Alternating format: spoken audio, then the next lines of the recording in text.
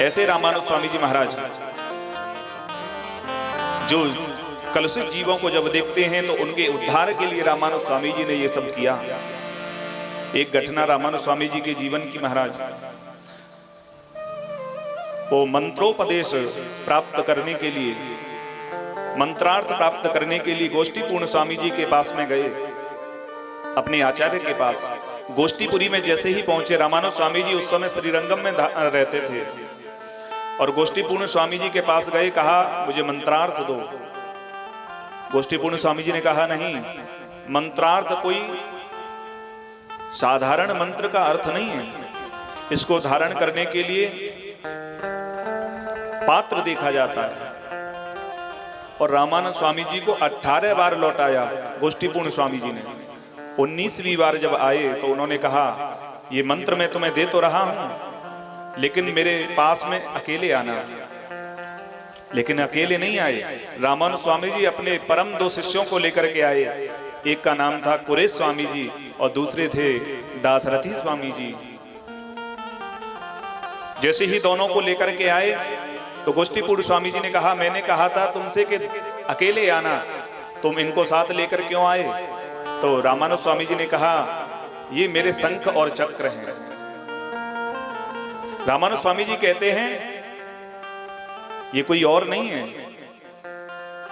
मानो ये मेरी दोनों भुजाएं हैं। गोष्ठीपूर्ण स्वामी जी ने कहा, ठीक है, फिर भी आपको अकेले अंदर आना है। अकेले गए और गोष्ठीपूर्ण स्वामी जी ने मंत्रार्थ दिया और शर्त रखी, इस मंत्र के अर्थ को कभी किसी को बताना मत। रामानुज स्वामी जी ने कहा ठीक है। लेकिन मंत्रार्थ लेकर के जैसे ही लौटे, उन्हीं दिनों में महाराज गोष्ठीपुरम में नरसिंह भगवान का ब्रह्मोत्सव था और दूर दूर से महाराज लोग आ रहे थे दर्शन करने के लिए। रामानुज स्वामी जी ने जब जीवों को देखा कि कलयुग में किस प्रकार से जीव अपने समय को व्यतीत कर रहे हैं, भगवान का भजन नहीं कर रहे, इस कलयुग के भय से भयाक्रांत जीवों को देख करके रामानुज स्वामी जी को दया आ गई।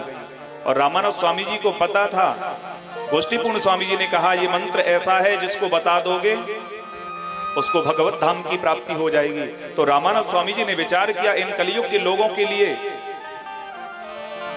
मैं यही प्रयास करूं। तो उसी समय मंदिर के गोपुरम पर चढ़ करके महाराज रात्रि में रामानुज स्वामी जी ने ऊपर जाकर के उस मंत्र का उच्चारण कर दिया, उस मंत्र का उच्चारण किया। नाभादास जी महाराज भक्तमाल में लिखते हैं, सहस्र आस्य उपदेश करि जगत उदारक जतन कियो, गोपुर भय आरूढ़ उच्च स्वर मंत्र उच्चारो। गोपुर पर आरूढ़ होकर के रामानुज स्वामी जी ने मंत्र का उच्चारण कर दिया। और कितने लोगों ने सुना? केवल 72 लोगों ने सुना। सूते नर परे जागे 72 श्रवण निधार्यो। 72 लोगों ने सुना महाराज।